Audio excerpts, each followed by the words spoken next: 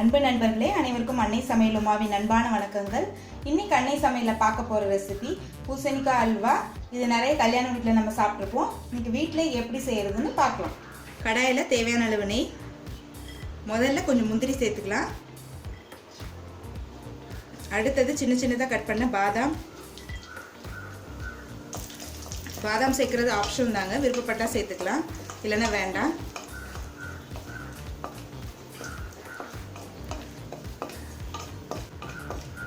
இப்போ பாதாமும் முந்திரியும் செவந்துருச்சு. இப்போ இதை எடுத்து தனியாக வச்சுக்கலாம்.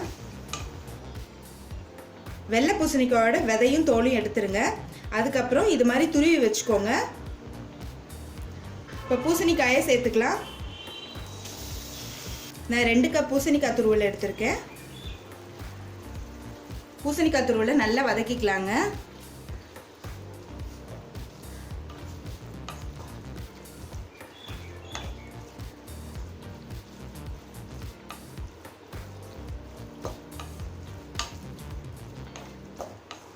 பூசணிக்காய் நல்லா கலர் மாறுற வரைக்கும் வதக்கிக்கலாங்க.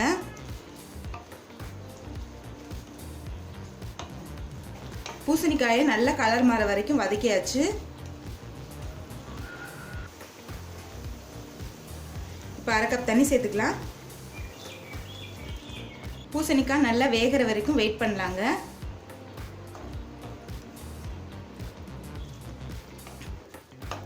இப்போ பாருங்கள், தண்ணி நல்லா சுண்டிடுச்சு. பூசணிக்காயும் நல்லா வதங்கிடுச்சுங்க. அடுத்தது 1 கப் சர்க்கரை சேர்த்துக்கலாங்க.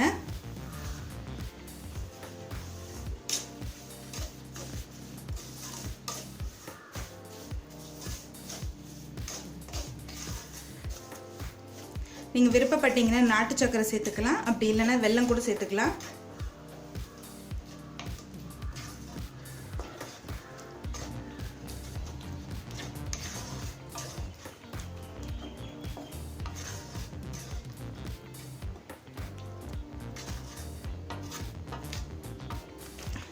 ரெண்டு கப் பூசணிக்காய் துருவலுக்கு 1 கப் சர்க்கரை போட்டிங்கன்னா சரியாக இருக்குங்க.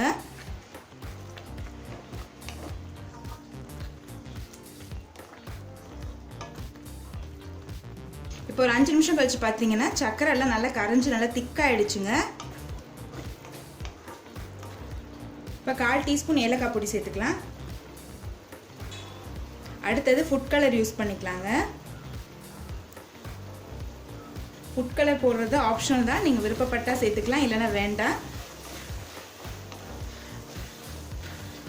நான் ரெட் கலர் எடுத்திருக்கேன். நீங்கள் விருப்பப்பட்டீங்கன்னா எந்த கலர் வேணால் யூஸ் பண்ணிக்கலாம். ஒரு 2 பிஞ்ச் மட்டும் போதுங்க, ரொம்ப போட தேவையில்லை. அடுத்தது நம்ம வதக்கி வச்சுருக்க பாதாம் முந்திரி சேர்த்துக்கலாம். இது கூடவே 2 டேபிள் ஸ்பூன் நெய் சேர்த்துக்கலாம்.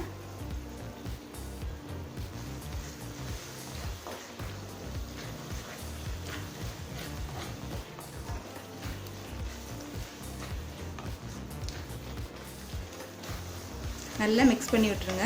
இதுவாக ஸ்லோலே வச்சு செய்யுங்க, அப்போ தான் அடிப்பிடிக்காமல் இருக்கும்.